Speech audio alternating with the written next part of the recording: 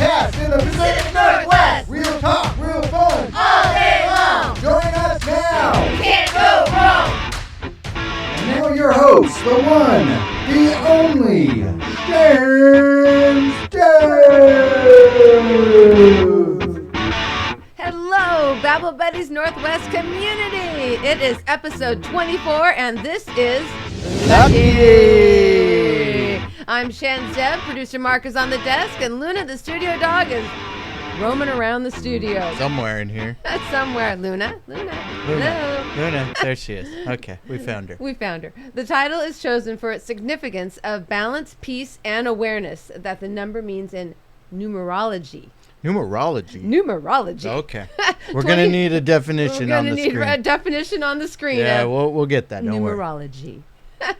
24 can encourage balance, peace, and awareness, and is considered a lucky number that can bring wealth, health, happiness, and prosperity. It is always wonderful to experience good things that happen by chance or fate. We would like to start off with a great announcement that the Forgotten Dogs for Forgotten Vets documentary has been recognized by the Top Shorts Film Festival for the month of March. Isn't that awesome?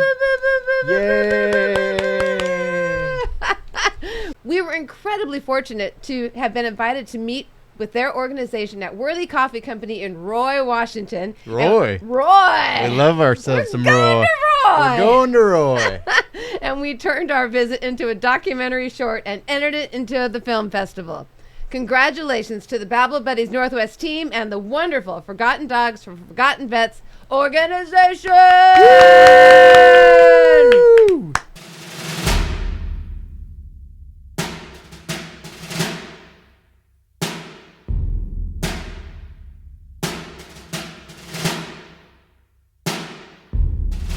Tugs here is my service dog so I have PTSD with anxiety and night terrors and the whole bit. I've dealt with a lot of vets and also buddies.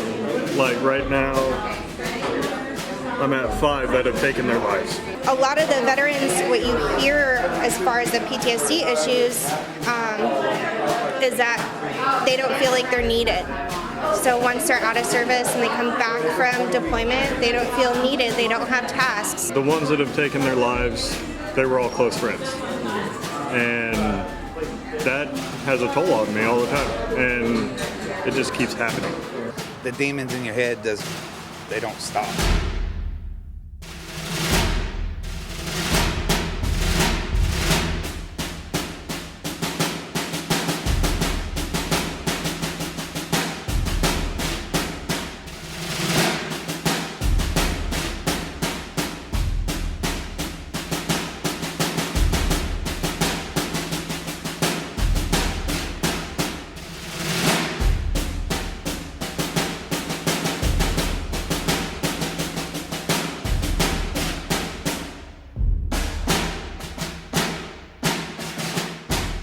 The VA doesn't recognize PTSD as being applicable for a service dog. I've cut all my sleeping medications by half. I've become, I guess, I've gotten back to my old self. I'm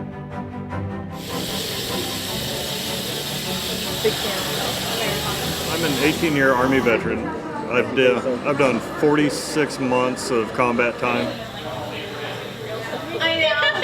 Would you like straws? I was active duty in the Army, and I did everything from infantry mortars, medical evacuation, chemical, biological, radiological, and nuclear advising and training, so all the fun CBUR stuff.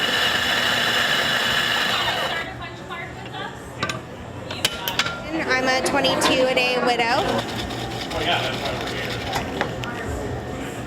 To lose a veteran because he didn't get the proper care or something fell through the cracks, it really, really hurts. And the gratification of the brotherhood and being able to give back to my veteran community, my brothers and sisters, it means the world.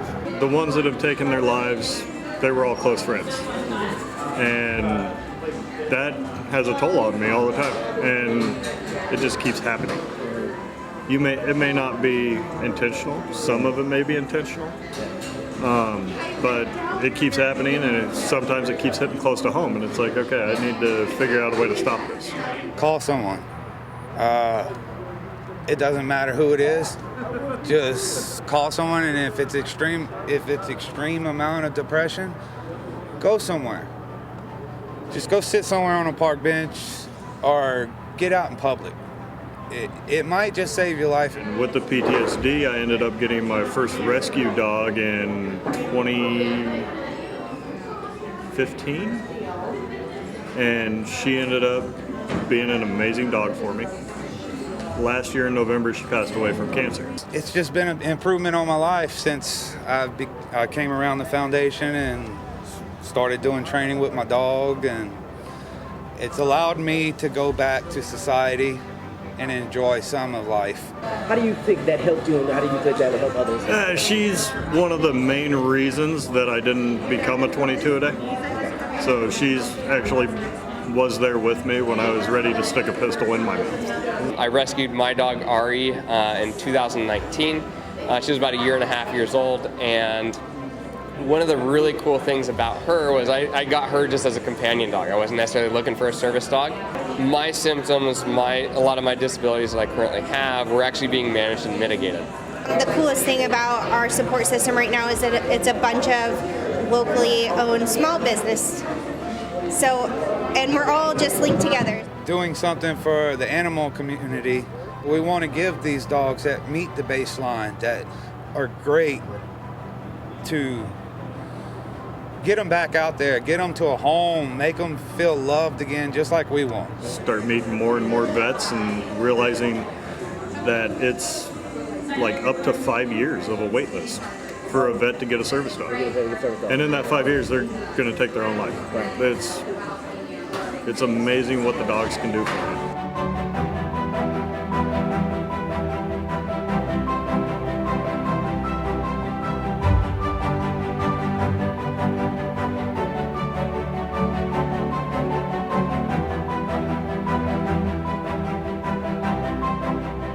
We finally have our first rescue dog that is going to our first veteran going into the program, which is Talon. Talon is 80% disabled. What branch again? Navy. Navy. So today he's going to get honorable. He is our first rescue. Going to a vet. First pair.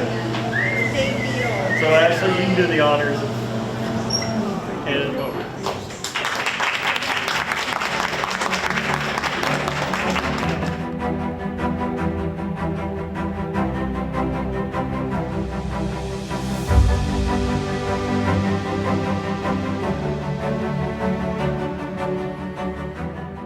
I can tell right away if they're going to be amazing or if they're going to need extra work.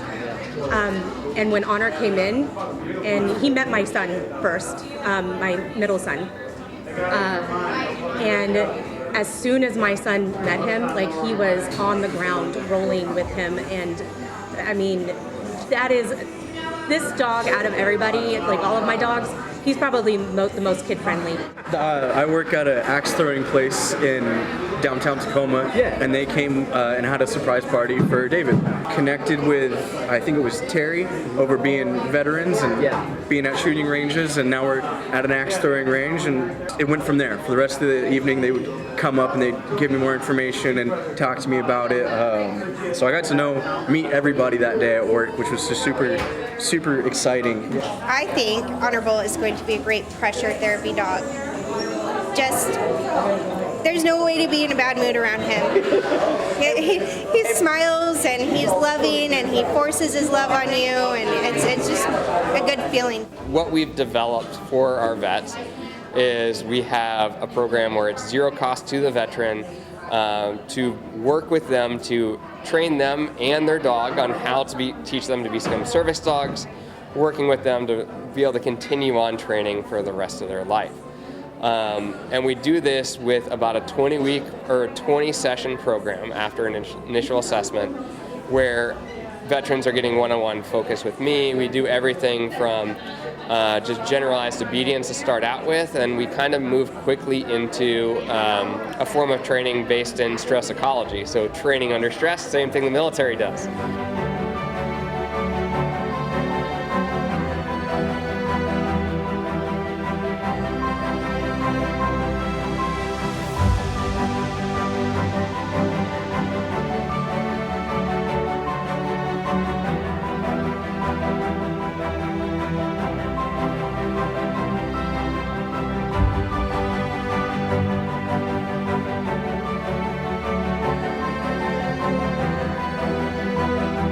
There is an application, it's on our website. We still have a couple pages that are under construction because we're new. We're still doing everything for free for us.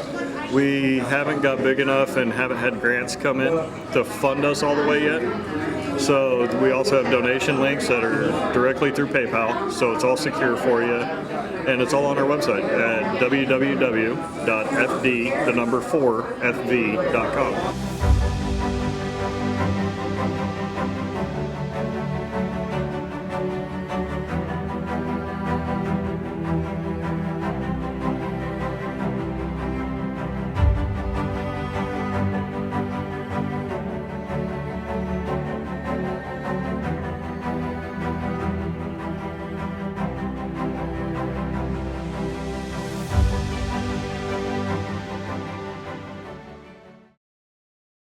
Since our meeting with them, they have collaborated with Insight Canine Solutions to select their first shelter dog from Regional Animal Services King County. Isn't that awesome? That is awesome. Isn't that just the greatest?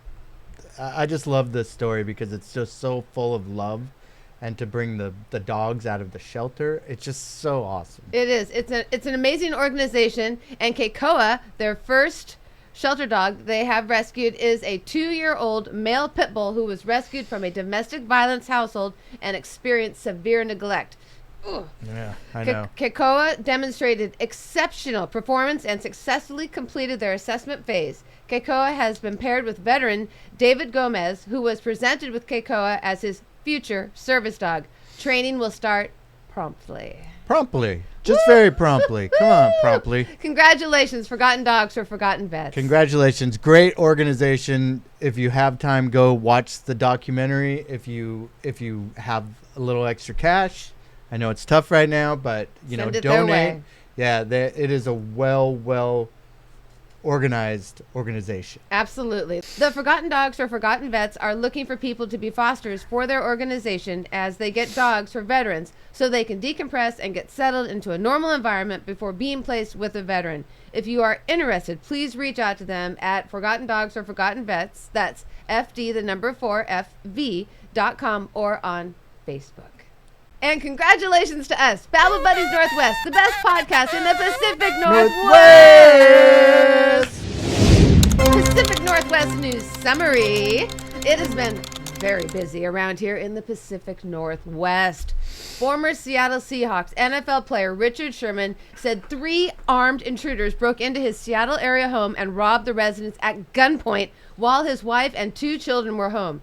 Sherman posted video footage on X on March 31st of the 3 men breaking into his home through a window. His wife Ashley posted this terrifying video on her Instagram Live. It is absolutely frightening. Sherman, who turned 37 on March 30th, asked for anyone who has information to please reach out to him. Ashley Moss, Sherman's wife, also posted about the incident on her Instagram, thanking her followers who had checked in on her family.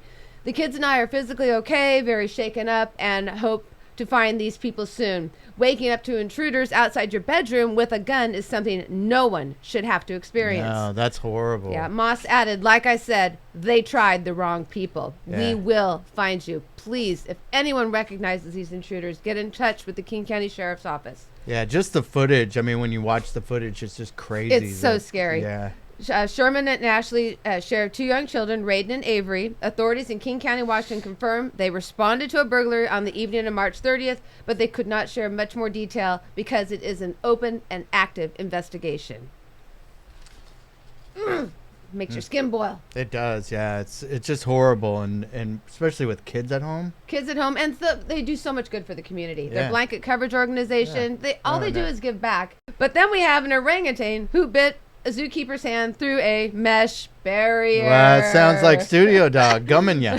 What is that, right turn, Clyde? Right turn, Clyde. Yeah, there you go. The incident happened Saturday, March 29th at the Woodland Park Zoo in Seattle. The zoo wrote on their Facebook post, the keeper was doing a routine training session with the animal when it bit her. What do you train the orangutans? It's a routine. Do you teach them right turn, Clyde? Is that what you do? It's all about the right turn, Clyde. Right turn, Clyde. Yeah, it's just funny. The zoo said the worker was taken to a hospital to get treatment. No one else was injured during the incident, the zoo said. A veterinarian performed an exam on the orangutan and said it was safe, unharmed, and behaving appropriately. Minus the bite through the mesh barrier. Yeah, well, you imagine getting bit by one of those things? I don't want to imagine Ouch. getting bit by an orangutan. The zoo said there is always protected contact, like mesh or a fence, anytime a zoo worker encounters an orangutan. It's also common for keepers to have training sessions with these animals every day. Training encourages the animals to voluntarily participate in their own care by helping them become more comfortable with daily husbandry and medical procedures. Yeah, I know we're not supposed to laugh at this because it's press release. Because it's I mean, they got bit by an orangutan, which probably hurt and probably you go home that lucky night. they even have fingers left, But it's just imagine a monkey biting you. Can you imagine they have to sit down and put this spin on the whole story? Yeah, husbandry? I mean, what is that? I'm going to need another definition. Yeah, husband. What is it? With daily husbandry and medical procedures. Do the orangutans not know how to self-care at this point? No. No, you've seen them out there. They're throwing their own poo. Plucking the kids off them as they're climbing on right? them.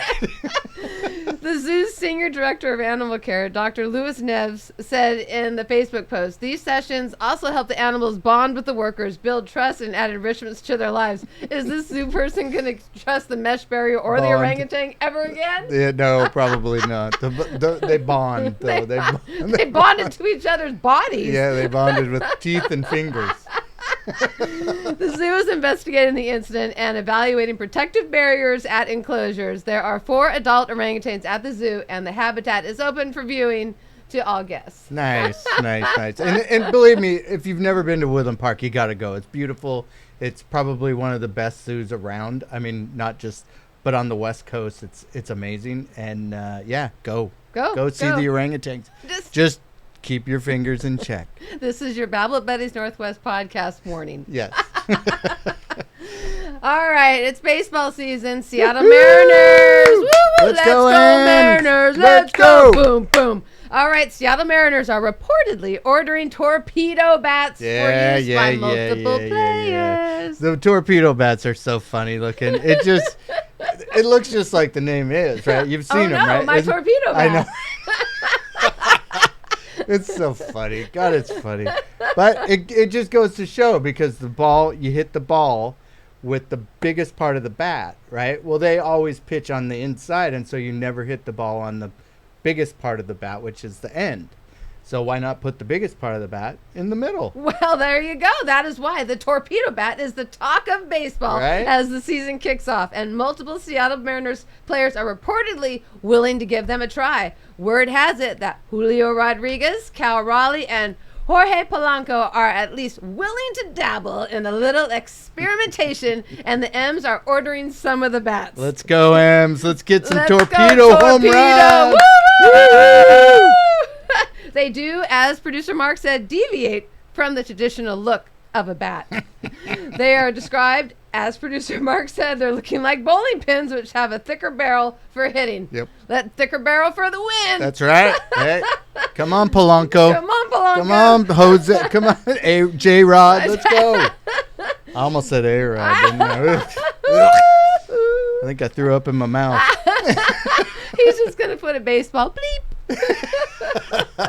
Manager Dan Wilson has said he hasn't personally seen the torpedo bats yet, but he cited baseball as an evolving game that is willing to adapt in certain ways. And adapting this way is pretty cool. I mean, the Yankees hit so many, but the Yankees are their home run hitters anyway. Were they using torpedo bats?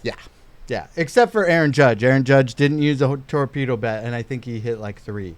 But they were also playing one of the worst teams in baseball. So. Again, we're just going to say, let's go, Mariners. Let's go.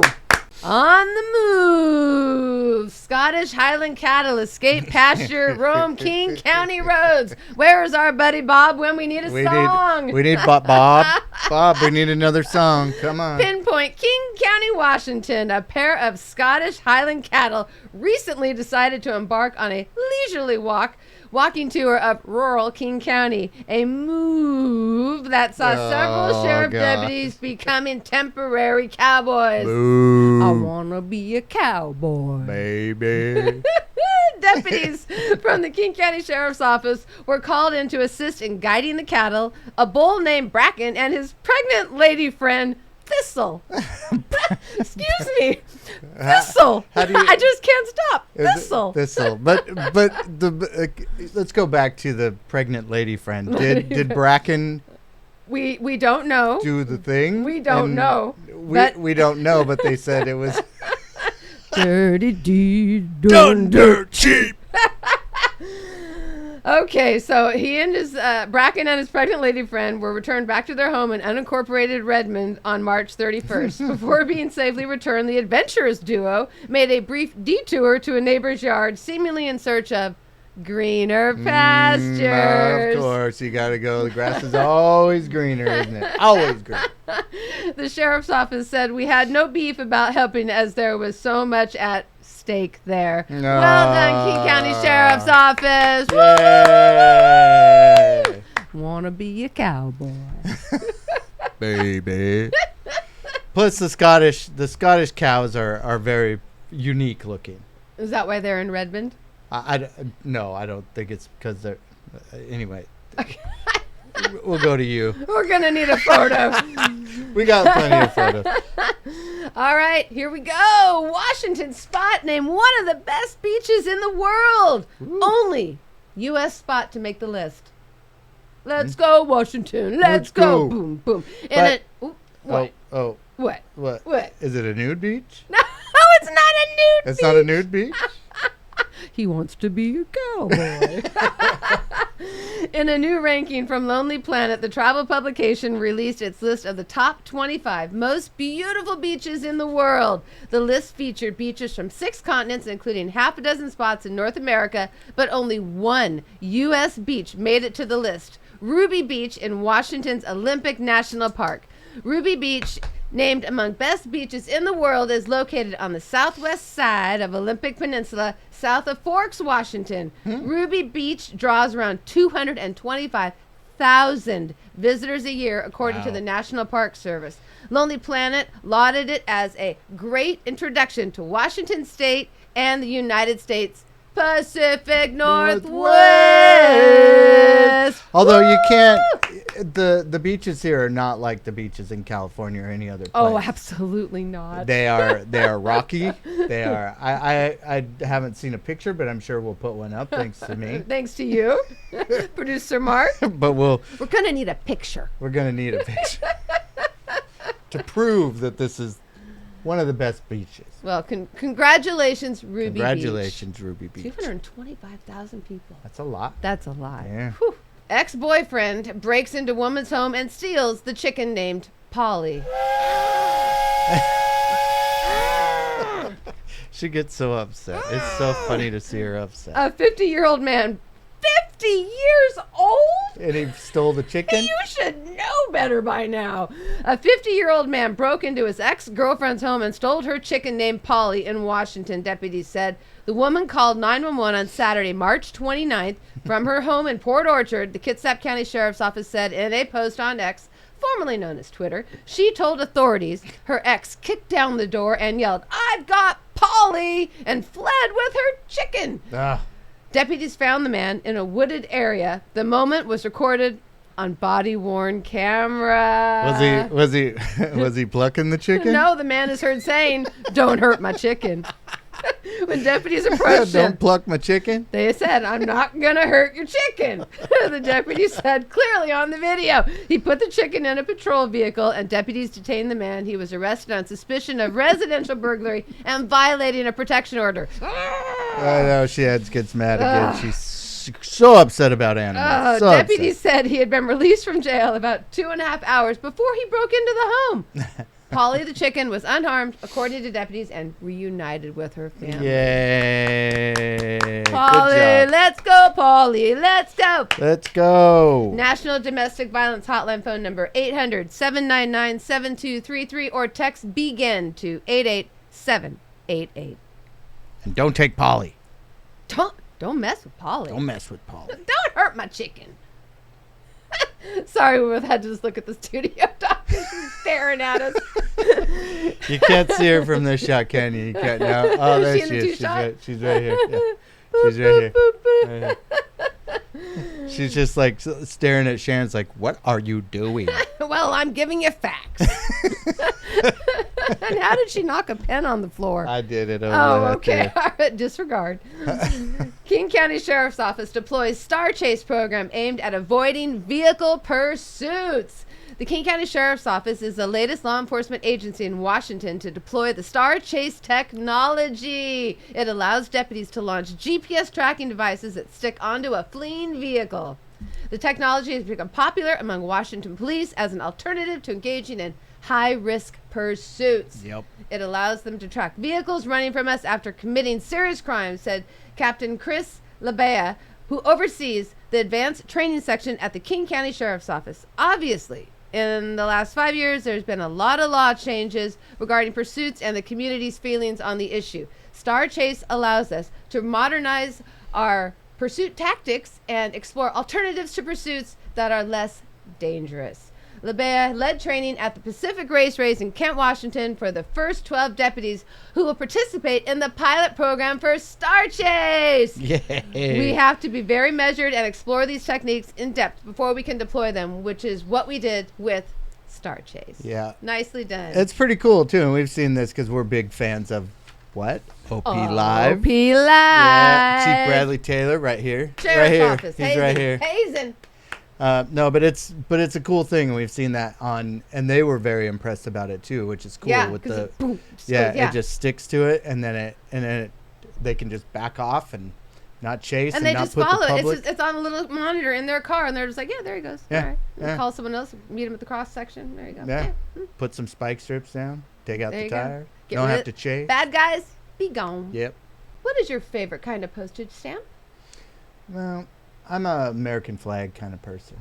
What about you? I am an American flag kind of person as well, but guess who has their own stamp now? Who? Betty White. Of course. Betty White is making her mark on the nation's mail. The much-loved actor of the Golden Girls TV show has been celebrated with a new U.S. Postal Service stamp.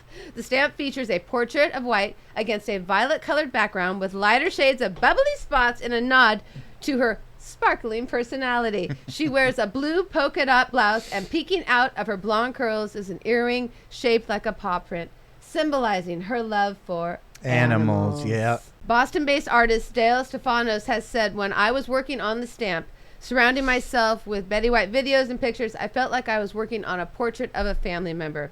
I wanted Betty's huge personality to take center stage. The stamp is now available for purchase. Nice. Let's go, Betty. Let's go. I think it'll be a very popular stamp. Yes.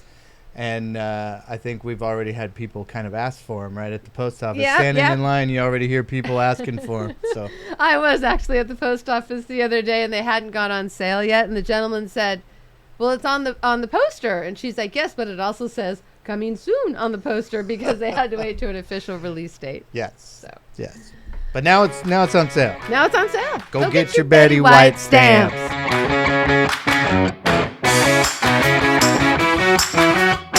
It is time for the Babble Buddies Northwest Pet of the Podcast. What? Pet of the podcast? It is It's not the studio dog? No. We're not giving away the studio dog. No. Studio dog lives it. No. It is the world's oldest llama located in North Carolina. A buck-toothed llama that spends his days comforting chronically ill children at a North Carolina camp founded by NASCAR royalty has been crowned the world's oldest llama in captivity. White Top was donated to What's his name? White Top. I would call him Bucktooth Barney. Well, Okay. I don't know if they're currently taking name change suggestions, but Come they on. can put it Bucktooth on- Barney sounds way better than White Top. White Top was donated to the Victory Junction camp in 2006, just 2 years after race car driver Kyle Petty, the son of NASCAR's great Richard Petty, and his family founded the camp in honor of Petty's own son Adam, who was 19 when he was killed in a 2000 crash while practicing for a race.